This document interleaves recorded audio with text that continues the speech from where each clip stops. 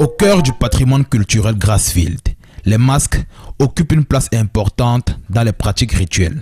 Ces différents accessoires, arborés ou installés lors des cérémonies traditionnelles, symbolisent la puissance et derrière chacun d'eux se cache une histoire millénaire. Les masques traditionnels arborés lors des danses mythiques chez les Bamileke provient de la représentation physique de l'énergie animale qui réside en un peuple ou à un groupe ou un clan mystique. Les initiés sont apparentés à un animal totem qui les aide généralement dans les combats lors des guerres, qui les aide dans la recherche des médicaments en brousse. Les masques peuvent aussi symboliser l'art d'un village.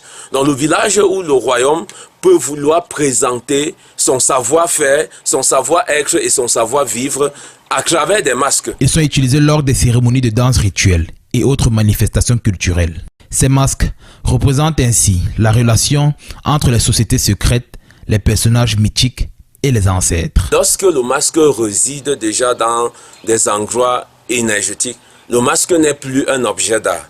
Le masque commence déjà à avoir une nouvelle fonction qui est une fonction ancestrale. On peut l'alimenter de l'énergie d'un ancêtre particulier.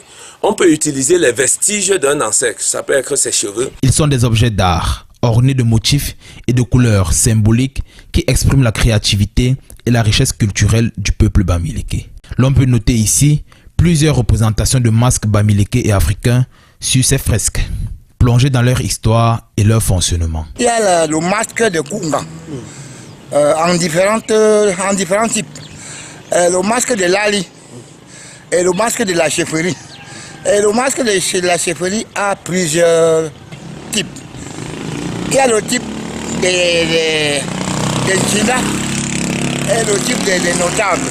Le masque de Lali, il y a les masques en bois qu'on fait à la semblance de l'homme. Les masques traditionnels, œuvres des mains expertes des initiés, sont exposés dans des étagères spécifiques. Chaque masque est un miroir des rangs, une carte d'identité visuelle. Ces dessins ne sont pas les fruits du hasard, mais un langage silencieux indiquant la catégorie de personnes habilitées à le porter. Toi, tu n'es pas initié et tu portes un tel chapeau.